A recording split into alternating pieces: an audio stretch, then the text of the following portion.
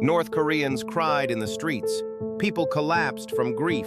Crowds screamed, wept, and beat their chests. The world watched in disbelief. When Kim Jong-il died, millions mourned as if a god had fallen. To outsiders, this reaction seemed impossible to understand. But inside North Korea, it made perfect sense. For decades, the Kim family had not ruled as politicians. They ruled as a dynasty, a sacred bloodline, a family presented as saviors, protectors, and living symbols of the nation itself.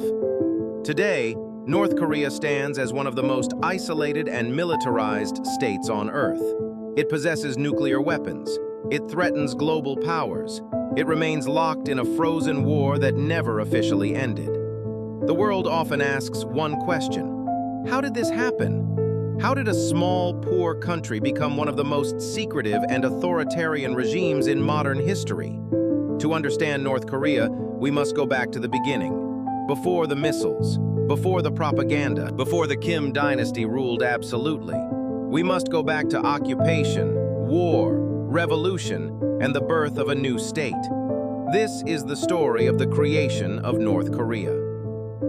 Japanese occupation of Korea. At the start of the 20th century, Korea was not divided. There was no North Korea, there was no South Korea, there was only one Korea. But in 1905, everything changed. Japan, rising as a modern imperial power, forced Korea into submission. By 1910, Korea had been fully annexed into the Japanese Empire. To the outside world, Japan presented its rule as a civilizing mission. They claimed they were modernizing Korea, building infrastructure, creating industry, bringing progress. For Koreans, reality looked very different. Their language was suppressed, their culture was controlled, their economy was exploited, their land and labor were redirected to serve Japan's empire. Korea became a military colony. Schools were monitored, teachers were armed, police forces expanded across the peninsula. Every aspect of daily life fell under surveillance. Resistance began immediately. Thousands of guerrilla fighters launched attacks against Japanese forces. They fought in forests, mountains, and rural villages. They hoped to win independence through armed struggle. But Japan's military was powerful and relentless. By 1910, organized resistance had been nearly crushed. Still, resentment never disappeared. It grew quietly beneath the surface. The 1919 Independence Movement. At the end of World War I, a new idea spread across the world. The idea of national self-determination. Empires were collapsing. New nations were forming. People everywhere demanded the right to rule themselves. Koreans believed their moment had arrived. In 1919, massive protests erupted across the peninsula. Millions took part in peaceful demonstrations demanding independence. Japan responded with brutal force. Soldiers fired into crowds. Protesters were arrested by the thousands. Entire communities were punished. In one horrifying incident, hundreds of demonstrators were locked inside a church. The building was set on fire. No one escaped. The message was clear. Japan would not allow Korea to be free. But repression had an unexpected effect. It radicalized the independence movement. Moderate voices lost influence. Revolutionary ideologies began to rise. Among them was communism. The rise of Korean communism. Across the world, communism was spreading rapidly. The Russian Revolution had proven something shocking. A monarchy could fall. A new system could replace it. A society could be rebuilt from the ground up. To many colonized people, communism promised liberation. It promised equality. It promised land redistribution. It promised an end to imperial domination. For Koreans living under Japanese rule, this message was powerful. Communist groups began forming throughout the 1920s and 1930s. They organized resistance movements. They fought Japanese forces. They dreamed of building an independent socialist Korea. Japan responded with arrests, executions, and mass imprisonment. Many Korean revolutionaries fled the country to survive. Among them was a young man who would shape the future of the Korean Peninsula. His name was Kim Il-sung. The rise of Kim Il-sung. Kim Il-sung was born in 1912 near Pyongyang. His childhood would later be rewritten by propaganda. Myths replaced facts. Legends replaced reality. But the basic outline of his early life is known. His family fled Korea when he was still young. They escaped to China after becoming involved in anti-Japanese activity. China at the time was chaotic and revolutionary. Nationalists and communists were fighting for power. Japanese expansion threatened the region. Revolutionary ideas filled the air. It was here that Kim encountered communism. He embraced it completely. As a teenager, he joined revolutionary youth groups. He learned the language of Marxism. He learned how revolutions were built. He learned how empires were defeated. In 1931, he became a member of the Chinese Communist movement. Soon after, Japan invaded Manchuria. War had arrived. Kim joined guerrilla forces fighting the Japanese occupation. He lived in forests and mountains. He fought in small raids and surprise attacks. He survived harsh winters and constant pursuit. Guerrilla warfare was brutal and exhausting. Food was scarce, weapons were limited. Death was always close. But Kim proved capable. He rose quickly through the ranks. His confidence grew, his reputation spread. In 1937, he led a daring raid across the Korean border into the town of Pochonbo. His fighters attacked Japanese positions. They destroyed a police station. They burned government buildings. They humiliated the occupiers. The raid was small in scale, but its symbolic impact was enormous. For the first time, Koreans saw proof that Japan could be struck on Korean soil. Kim Il-sung became famous. Later, propaganda would describe this battle as the beginning of Korea's liberation. Whether exaggerated or not, the raid transformed Kim's life. Japan now saw him as a serious threat. Special military units were sent to hunt him down. The pressure became overwhelming. By the early 1940s, Kim and many other guerrilla fighters retreated into the Soviet Union. There, his future would take a dramatic turn. Kim and the Soviet Union. In the Soviet Union, Kim's life changed completely. He stopped being a guerrilla fighter. He became a soldier in a powerful army. He was trained by the Red Army. He learned Soviet military tactics. He studied leadership and organization. For most of World War II, Kim remained in Soviet territory. He waited, he trained, he prepared. Then, in 1945, the global war reached its final stage. Japan was collapsing. The Soviet Union declared war on Japan in August 1945. Soviet forces invaded Manchuria and northern Korea. At the same time, American forces moved into southern Korea. Japan surrendered weeks later. After 35 years of occupation, Korea was finally free. But freedom did not bring unity. It brought division. The division of Korea. With Japan defeated, the Allies faced a new problem. Who would control Korea? The Soviet Union occupied the north. The United States occupied the south. American officials needed a quick boundary line. They chose the 38th parallel. The decision reportedly took less than an hour. What was meant to be temporary became permanent. The Korean Peninsula was divided into two zones, a Soviet zone in the north, an American zone in the south. No natural border existed. Families were separated overnight. Communities were split apart. Both sides claimed they wanted a united Korea, but each wanted unity under its own ideology.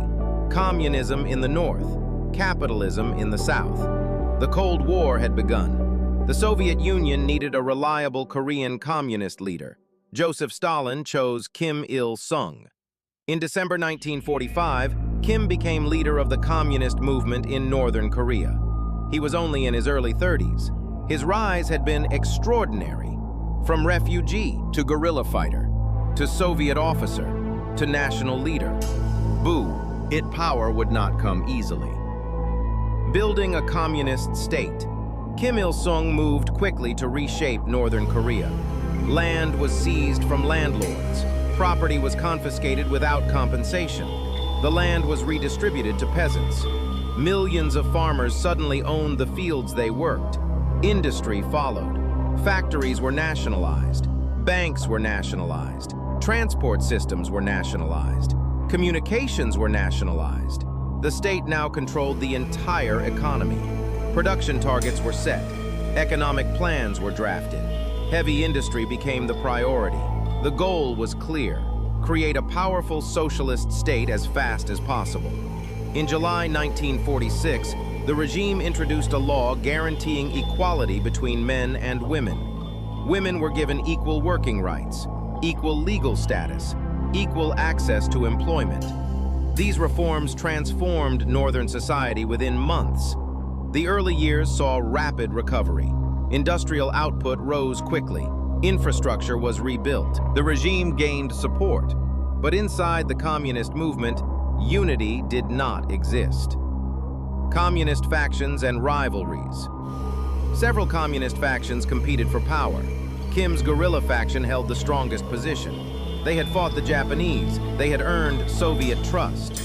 But they were not alone. Soviet Koreans formed another faction. They had lived in the Soviet Union. They maintained strong ties to Moscow. Another group had fought alongside Chinese communists. They were loyal to Beijing. A fourth faction consisted of Southern Korean communists who had fled north. Each group had different loyalties, different visions, different ambitions. Kim understood the danger. If he wanted absolute power, rivals had to disappear. Creation of the North Korean Army. Kim believed military strength was essential. His guerrilla forces were transformed into a formal army. In February 1948, the Korean People's Army was officially created. Conscription began immediately. The Soviet Union supplied weapons. Tanks arrived. Aircraft arrived. Artillery arrived.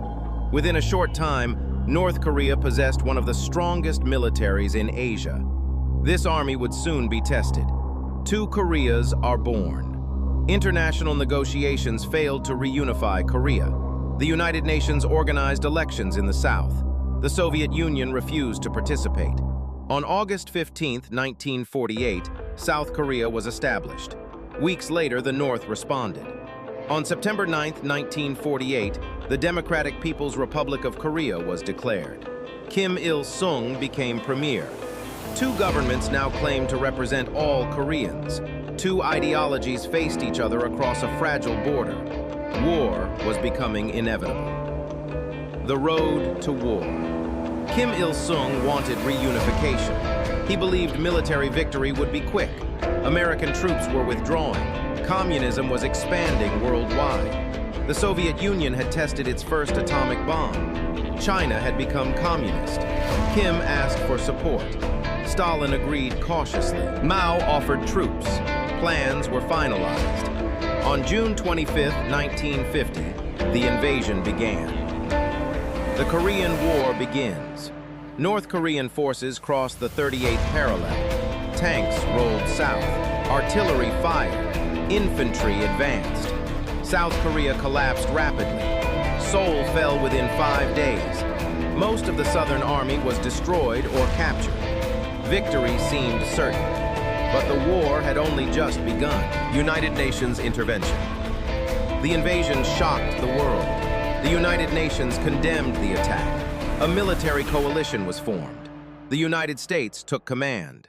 General Douglas MacArthur was placed in charge of the UN forces. American leaders feared the spread of communism across Asia. Korea became the first major battlefield of the Cold War. The landing at Incheon.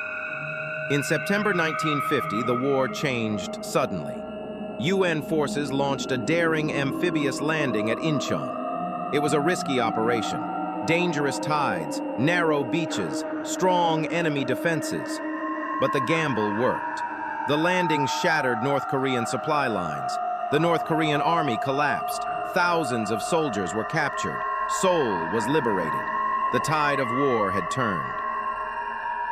UN forces advanced north. UN forces pushed north toward the border with China. North Korean defenses crumbled. Pyongyang fell quickly. Kim Il-sung fled. For a moment, Victory seemed inevitable. Reunification under the South appeared within reach. But China was watching closely. China enters the war. China warned UN forces not to approach its border. The warning was ignored. In October 1950, Chinese forces attacked. Hundreds of thousands of soldiers crossed into Korea. The attack caught UN forces by surprise. UN troops retreated rapidly. Pyongyang was recaptured. Seoul fell again. The war had changed once more. The war stabilizes. UN forces regrouped and counterattacked. Seoul changed hands again. By mid-1951, the front stabilized near the 38th parallel. Neither side could achieve victory. The war became a brutal stalemate. Total war from the air. While ground forces fought for small hills and trenches, destruction came from the sky. The United States launched a massive bombing campaign. Cities were destroyed, factories were destroyed, villages were destroyed. Pyongyang was flattened. By the end of the campaign, most major buildings in North Korea no longer existed. Millions of civilians suffered. This devastation shaped North Korea's future worldview. The memory of bombing would become central to its identity. Years of stalemate. From 1951 to 1953, the war dragged on. Battles were fought over the same ground again and again. Casualties mounted. Progress stalled. Peace negotiations began, but talks moved slowly. The war continued for 2 more years. The armistice. On July 27, 1953, the fighting stopped. An armistice was signed. The border remained near the 38th parallel. A demilitarized zone was created. The Korean War ended without a peace treaty. Technically, the war never ended. North and South Korea remain divided today. A country in ruins. North Korea emerged from the war devastated. Cities were destroyed. Factories were gone. Infrastructure lay in ruins. Millions were dead. Millions more were homeless. The country needed rebuilding from nothing. Kim Il-sung now faced his greatest challenge. The 4 post-war goals. In 1953, Kim announced the path forward. 4 goals would guide the nation. Strengthen the communist system. Rebuild the economy. Rebuild the military. Continue the dream of reunification. Every decision would serve these goals. Rebuilding the economy. The state controlled everything: industry, agriculture, transportation, banking. 5-year economic plans were introduced. Factories were rebuilt. New mines were opened. Heavy industry became the priority. With help from the Soviet Union and China, recovery began. By the late 1950s, production was rising rapidly. North Korea began to look like a success story. Propaganda and control. Reconstruction required obedience. The regime intensified propaganda. The population was told the war proved the dangers of foreign enemies. Loyalty became a duty. Unity became survival. The state controlled information. The state controlled education. The state controlled culture. A new society was being created. Purging rivals. Kim Il-sung still faced internal threats. Different communist factions competed for influence. Soviet-aligned communists. Chinese-aligned communists. Unists. Domestic communist rivals. Kim began eliminating them. Officials were removed, arrested, executed. Show trials became common. Fear strengthened loyalty. By the late 1950s, Kim stood unchallenged. The cult of personality. Propaganda shifted focus. The revolution became the story of one man. Kim Il-sung was portrayed as the heroic liberator of Korea. His image appeared everywhere. Schools taught his achievements. Songs praised his leadership. History was rewritten around him. The cult of personality had begun. The birth of Juche. In 1955, Kim introduced a new ideology, Juche, self-reliance. North Korea would depend on no one, not the Soviet Union, not China, not the West. The country would produce its own food, build its own industry, develop its own technology. Isolation became policy. Independence became identity. Military-first thinking. The Korean War had left deep scars. Security became the highest priority. The military grew rapidly. Conscription expanded. Weapons production increased. Borders were fortified. The nation prepared for another war that never came. North Korea rises. By the 1960s, North Korea had rebuilt. Factories operated again. Cities were reconstructed. The military was strong. For a brief period, North Korea's economy even outperformed the South. The regime celebrated this as proof of its system. Kim Il-sung's power was now absolute.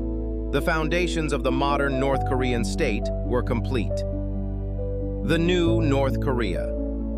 By the early 1960s, North Korea had transformed again. It was no longer just a recovering nation. It was a tightly controlled system built around one leader.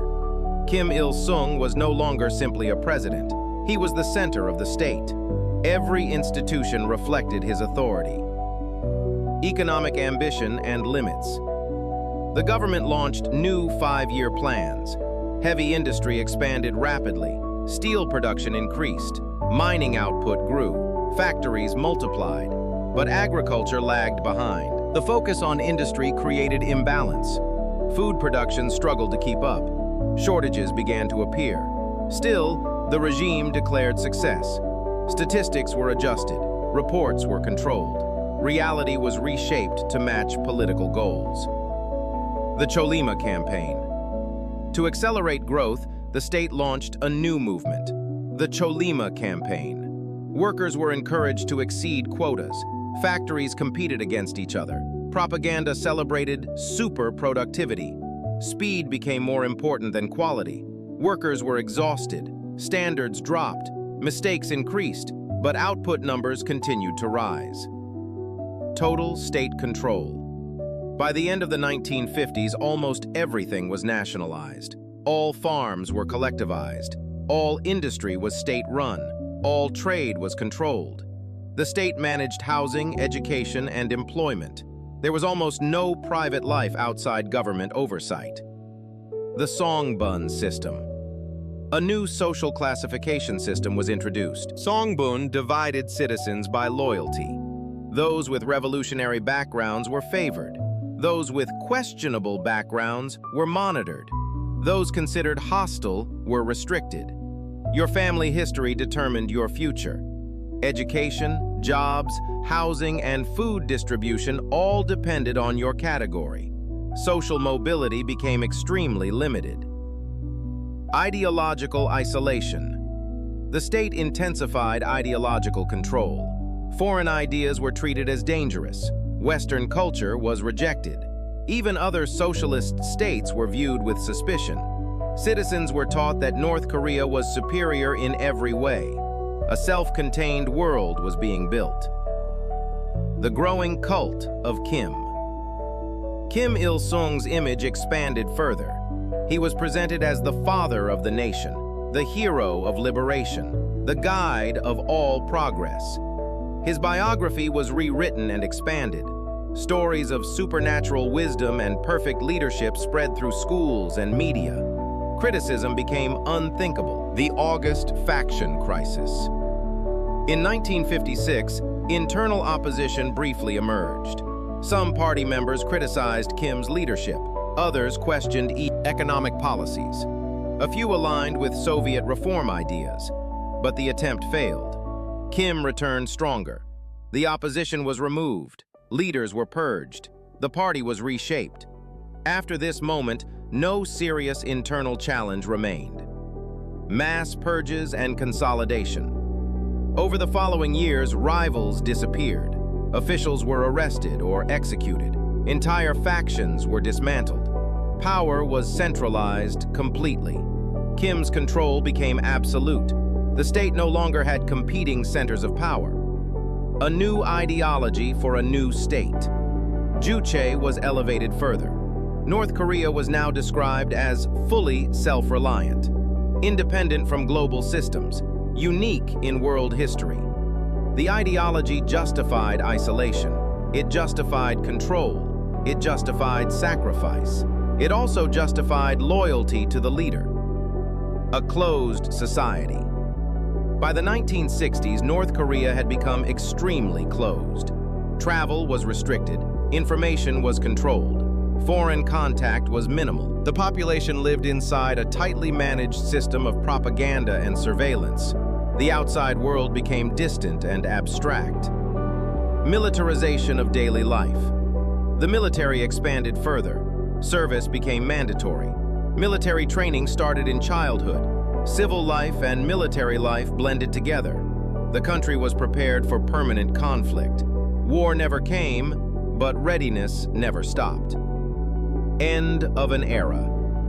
By the late 1960s, North Korea had completed its transformation. A destroyed country had become a highly centralized state. A guerrilla fighter had become an unchallenged ruler. A divided peninsula remained locked in Cold War tension. But new challenges were approaching. Border clashes, foreign incidents, rising international pressure. North Korea was entering a more dangerous phase. Escalation along the DMZ. By the mid-1960s, tension along the Korean border was rising again. The demilitarized zone was supposed to prevent war. Instead, it became one of the most dangerous borders in the world.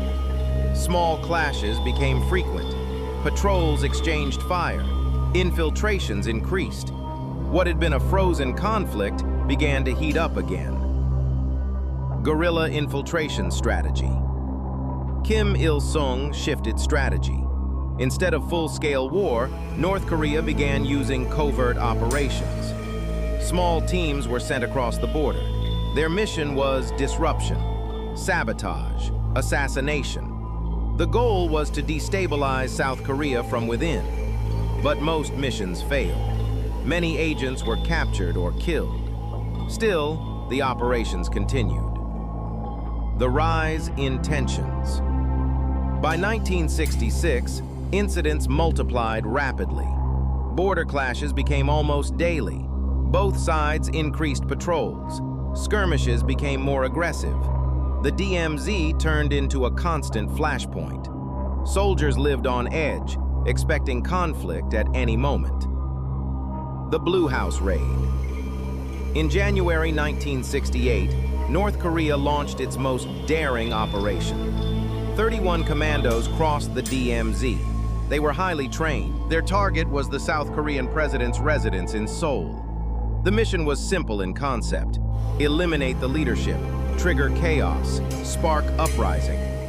The commandos moved carefully through the mountains. They avoided detection for days. But the plan began to collapse when they encountered civilians. Instead of silencing them, they spoke to them. Propaganda had convinced the soldiers that South Koreans would welcome them. The civilians reported them immediately. South Korean forces went on high alert. The final approach to Seoul. Despite the alert, the commandos reached Seoul. They changed into stolen uniforms. They moved through the city in daylight. They approached the presidential residence, but they were stopped just short of their target. A police checkpoint exposed them. Gunfire erupted. One policeman was killed. Several commandos were killed or captured. The rest scattered. Only one made it back to the north. The mission had failed completely. The USS Pueblo incident. Just days later, another crisis erupted. A United States intelligence ship, the USS Pueblo, was operating near the Korean coast. North Korea intercepted it. They accused it of entering their waters. The ship attempted to escape. It was fired upon. One American sailor was killed. The vessel surrendered. The crew was taken captive. Washington was shocked. A major diplomatic crisis began. Global fear of war. Tensions reached their highest point since the Korean War. Both Koreas mobilized forces.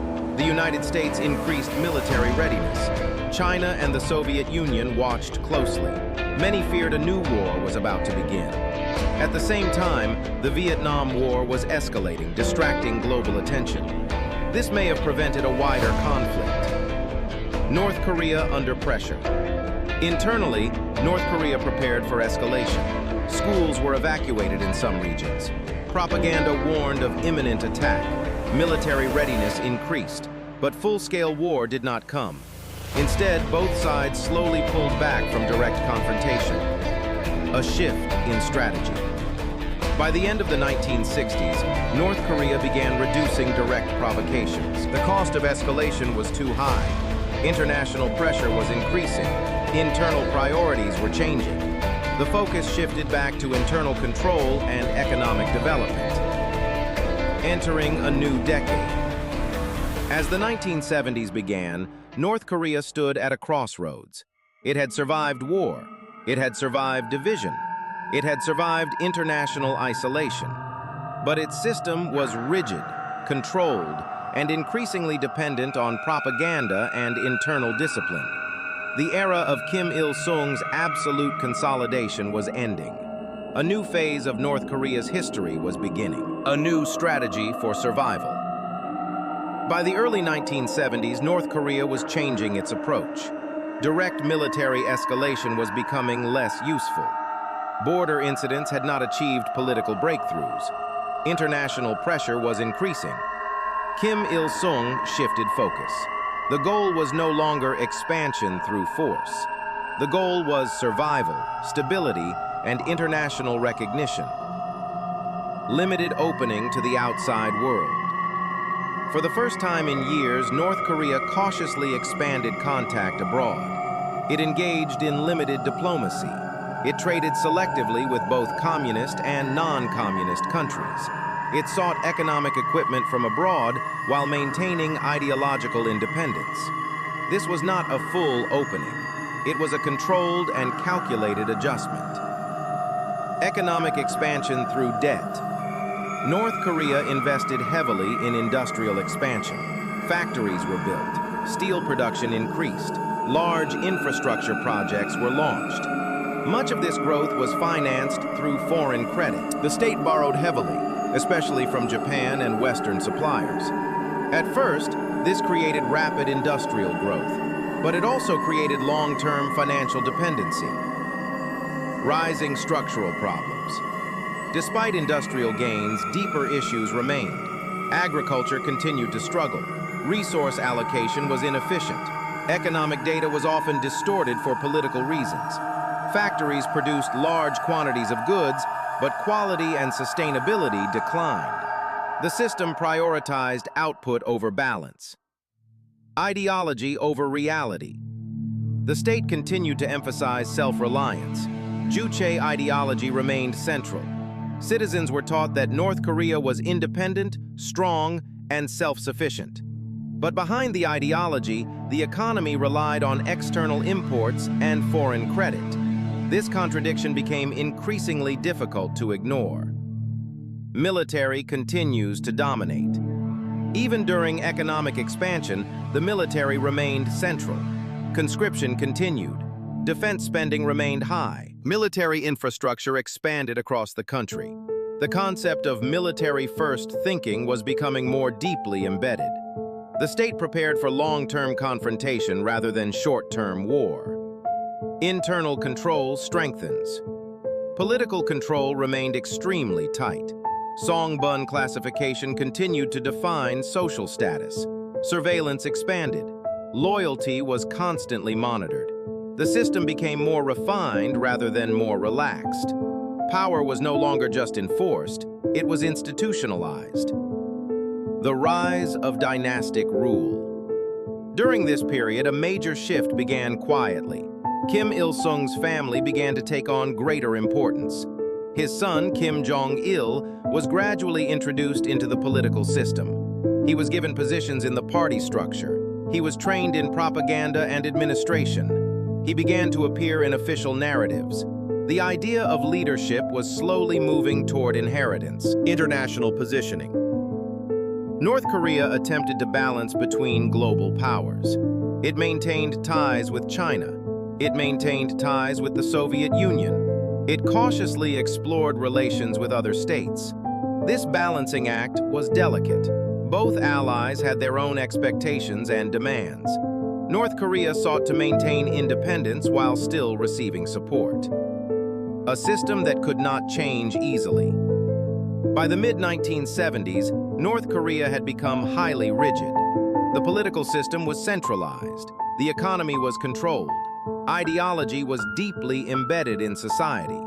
This structure created stability, but it also created vulnerability.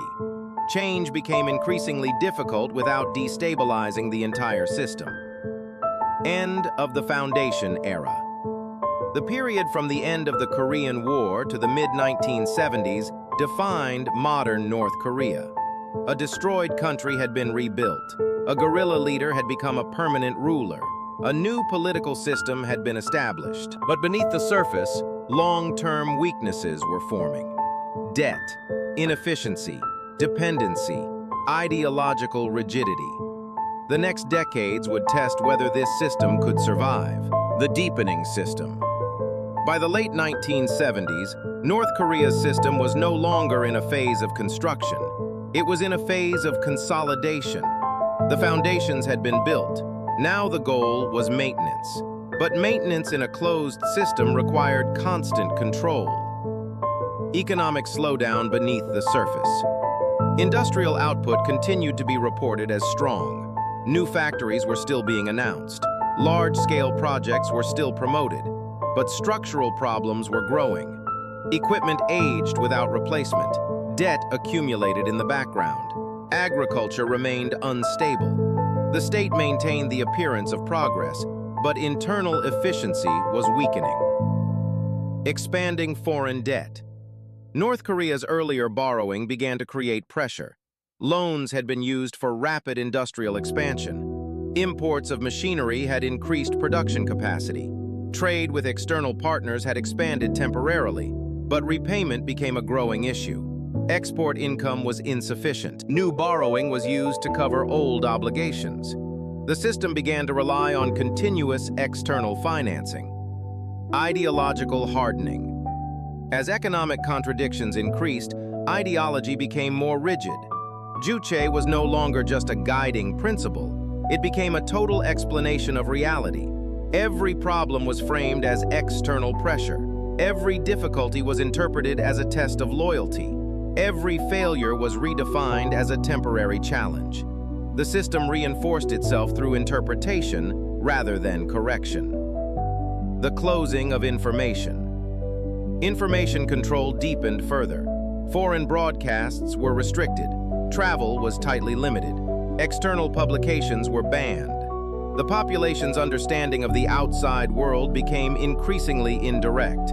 Reality was shaped almost entirely by state institutions. The military-first shift begins. Although not yet formalized, a clear pattern emerged. The military gained increasing influence in planning and resources. Defense industries expanded further. Military readiness remained constant. The idea that security justified economic sacrifice became more central. The emergence of succession planning. Kim Il-sung had ruled for decades. By now, the question of succession was unavoidable. The system he created depended heavily on his personal authority. But long-term stability required continuity. His son, Kim Jong-il, began to rise more visibly within the system. He was placed into important cultural and propaganda roles. He was associated with ideological purity. He was gradually introduced to elite structures. Power was being prepared for transfer, even if not openly stated. Cult of personality expands. Kim Il-sung's image continued to grow. He was portrayed not only as leader, but as the origin of the state itself. Every achievement was linked to his guidance. Every success was attributed to his wisdom. Public life revolved around his presence. Monuments, portraits, and slogans became ubiquitous. The state increasingly blurred the line between leadership and identity. International position remains fragile. North Korea continued balancing between major powers. Relations with China and the Soviet Union remained necessary but complicated. Each ally had its own expectations. Each relationship required careful management. North Korea avoided full alignment with either side. This independence was both a strength and a limitation. Stability through control. Despite growing economic strain, the political system remained stable. Stability was achieved not through flexibility, but through control. Social classification remained strict. Security services remained active. Ideological education remained constant. The system resisted internal change by design. End of the foundational generation. By the late 1970s and early 1980s, North Korea had fully transitioned into a mature authoritarian system. The revolutionary period was over. The reconstruction period was over. The expansion period was slowing. What remained was a rigid state structure built around one leader and an emir, Ging dynasty. The next phase would determine whether this system could adapt to a changing world or begin to stagnate under its own weight. The late era of Kim Il-sung. By the 1980s, North Korea was entering a slower and more fragile phase. The system was still intact. The leadership was still absolute, but the momentum of earlier decades was fading. The country was no longer rebuilding. It was maintaining what already existed. Economic stagnation. Industrial growth began to slow. Factories operated, but efficiency declined. Machinery aged without proper replacement. Energy shortages became more common. Agriculture remained unstable. Food production struggled to meet demand. Official reports still claimed success, but behind the statistics, the system was under pressure. Growing dependence on external support. North Korea had relied heavily on foreign credit and assistance in earlier decades. Now that system began to weaken. Debt accumulated. Exports were limited. Imports became harder to sustain. The state attempted to balance this through tighter control and reduced consumption, but structural problems persisted. Ideological intensification. As material conditions weakened, ideology became even more important. Juche was reinforced as absolute doctrine. North Korea was described as fully self-sufficient, completely independent, uniquely superior. External difficulties were framed as hostility from foreign powers. Internal shortcomings were rarely acknowledged. The expansion of Kim's cult. Kim Il-sung's status continued to rise. He was no longer just a leader. He was presented as the eternal father of the nation. His image appeared everywhere in public life. His teachings were treated as universal truth. His authority was unquestioned. The cult of personality became fully institutionalized. The rise of Kim Jong-il.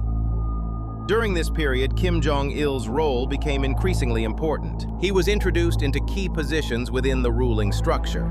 He was placed in charge of propaganda and cultural management. He developed influence over ideology and internal messaging. His presence in the system gradually increased. Power was slowly being transferred behind the scenes. Military centrality increases. The military became even more central to the state.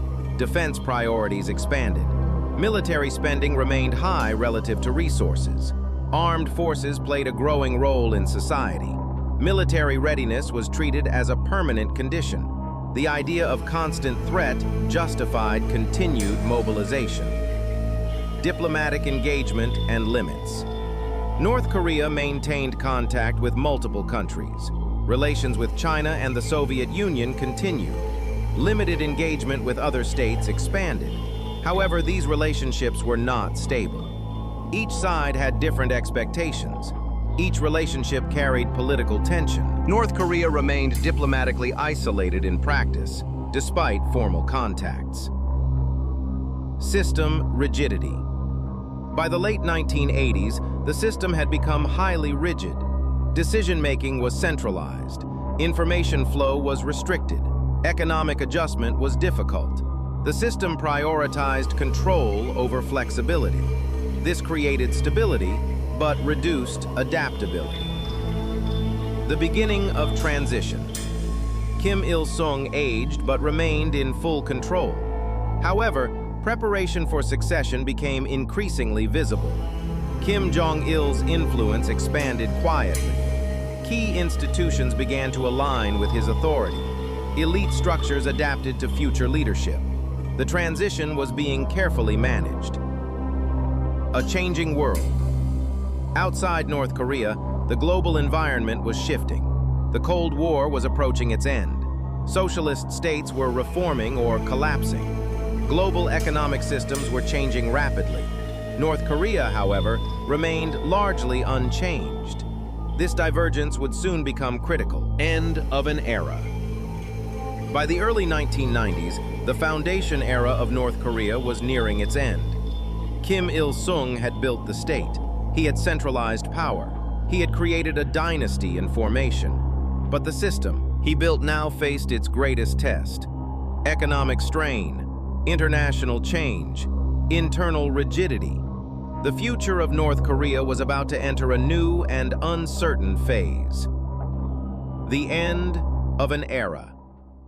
In the early 1990s, the world that had shaped North Korea began to disappear. The Soviet Union collapsed. Communist allies weakened or reformed. Global political balance shifted rapidly. North Korea suddenly lost key economic and political support. For decades, the system had relied on external aid, trade, and credit. Now those channels were shrinking. Economic collapse begins. The impact was immediate. Fuel supplies declined. Industrial production slowed. Transportation systems became unstable. Factories lacked parts. Power shortages increased. Agricultural output became unpredictable. The state continued to issue optimistic reports, but internal conditions were deteriorating. Isolation intensifies. With fewer external partners, North Korea turned inward again. Trade decreased significantly. Imports became limited. The economy became more closed than before. The ideology of self-reliance was reinforced as necessity rather than choice. Juche shifted from doctrine to survival strategy. Kim Il-sung remains in power. Despite the growing crisis, Kim Il-sung remained the central authority. He continued to appear in public. He continued to guide policy. He continued to symbolize the state. But age and time were becoming visible. Behind the system, succession planning was accelerating. The formalization of succession. Kim Jong-il's role expanded significantly. He was increasingly presented as the future of the state. He gained control over key institutions. He strengthened his position within the party and military structure. Power was being transferred in practice, even before it was officially announced. The leadership was becoming dynastic. Ideological continuity. The state emphasized continuity above all else. Kim Il-sung was still presented as the eternal leader. His teachings remained central to ideology. His image continued to dominate public life. Even as real power shifted, symbolic authority remained unchanged. The death of Kim Il-sung. In July 1994, Kim Il-sung died. He had ruled North Korea for nearly half a century. His death marked the end of the founding generation. For the state, it was a moment of deep transition. The system he created would now be tested without its original architect. National mourning and transition. The country entered an intense period of mourning. Public displays of grief were widespread. The state organized mass commemorations. His image remained central in national life. Behind the scenes, power transfer proceeded. Kim Jong-il assumed leadership of the state. The beginning of a new leader. Kim Jong-il inherited a system under strain. The economy was weakening. International support had declined. Internal structures were rigid and under pressure. The challenges facing him were unlike those faced by his father. They were no longer about building a state. They were about sustaining it. A system at a crossroads. North Korea entered a new phase. It had survived war. It had survived isolation. It had survived the Cold War. But now it faced a different kind of crisis: economic collapse, food shortages, international isolation without support structures. The foundation was intact, but cracks were beginning to spread. End of the foundation story. The era of Kim Il-sung was over. He had created North Korea. He had defined its ideology. He had built its institutions. Now the system would evolve under new leadership in a rapidly changing world. What came next would determine whether the state could adapt or struggle through one of the most difficult periods in its history. The new leader. In 1994, Kim Jong-il took full control of North Korea. He inherited a state already under extreme pressure. The economy was weakening. International support was gone. The system was rigid and fragile at the same time. Unlike his father, he did not build the system. He had to keep it from collapsing. The early crisis years. Almost immediately, North Korea faced a severe crisis. Fuel imports dropped sharply. Industrial production declined. Transportation networks broke down. Electricity shortages became common across the country. Factories stopped operating regularly. Hospitals struggled to function. Basic services became unreliable. The Great Famine. By the mid-1990s, the situation turned catastrophic. Agricultural production collapsed. Floods damaged farmland. Fertilizer and fuel shortages made farming inefficient. Food distribution systems broke down. A widespread famine began. The state called it a temporary hardship, but it lasted for years. Millions of people were affected. Survival under extreme conditions. The famine changed daily life completely. Food became scarce. People relied on informal markets. Bartering replaced formal distribution systems. The public ration system failed in many areas. Migration inside the country increased as people searched for food. The state struggled to respond effectively. Ideological continuity under strain. Even during crisis, ideology remained central. The government continued to emphasize self-reliance.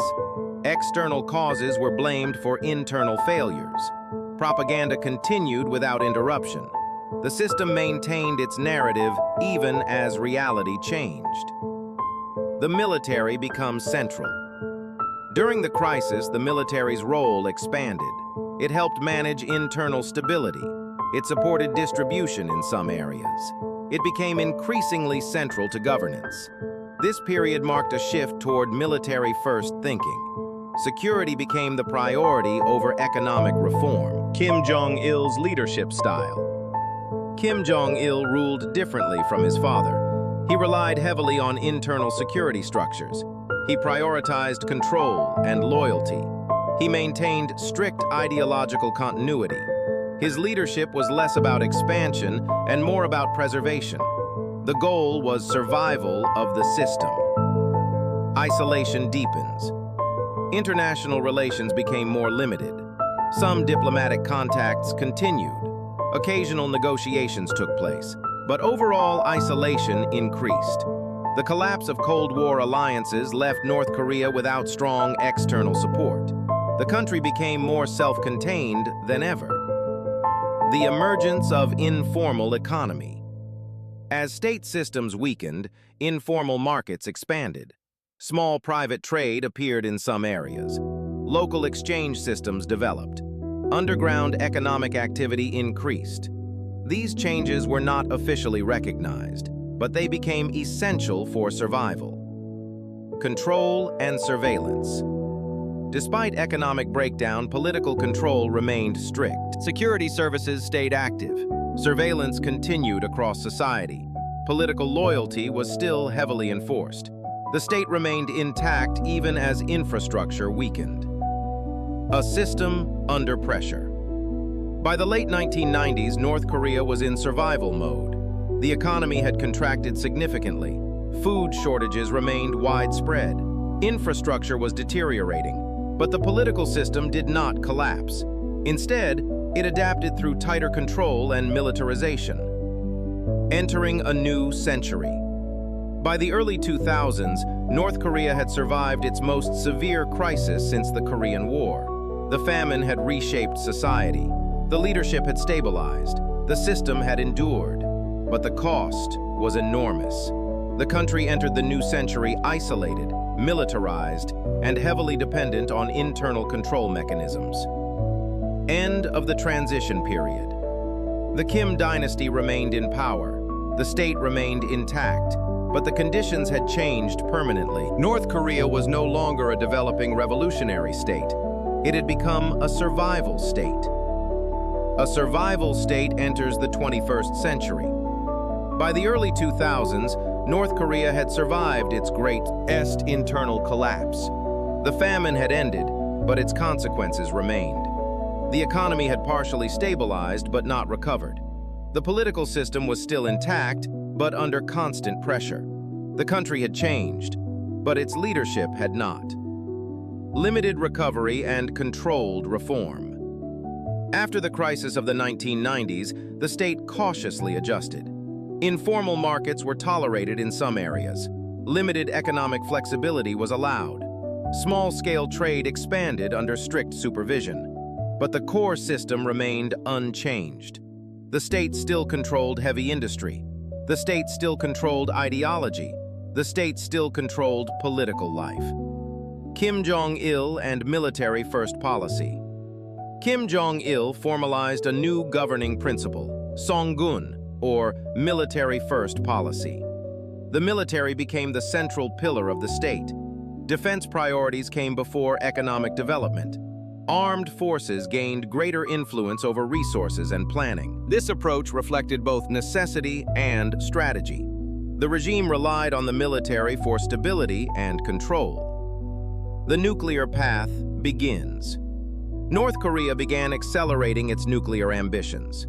The leadership viewed nuclear weapons as essential for survival. They were seen as a guarantee against foreign intervention. They were also a tool for international leverage. This program increased tensions with global powers. Negotiations, sanctions, and standoffs followed. International negotiations and crises. North Korea entered cycles of confrontation and negotiation. Agreements were made. Deals were discussed. Some commitments were temporarily reached, but trust remained low on all sides. Periods of cooperation were often followed by renewed tension. The situation remained unstable and unpredictable. Continued isolation. Despite limited diplomatic engagement, North Korea remained largely isolated. Sanctions increased over time. Trade remained restricted. Foreign relations were carefully controlled. The country relied increasingly on internal resources and selective partnerships. Internal stability through control. Domestically, the system remained tightly controlled. Political loyalty was strictly enforced. Security services remained highly active. Ideological education continued unchanged. The structure of society remained hierarchical and rigid. The death of Kim Jong-il. In 2011, Kim Jong-il died. Like his father before him, he left behind a fully centralized state. Power transitioned quickly to his son, Kim Jong-Un. The third generation of the dynasty now took control. The rise of Kim Jong-Un. Kim Jong-Un inherited a complex system. The economy was fragile but functioning. The military was powerful and deeply integrated. The nuclear program was advancing. His leadership began with consolidation.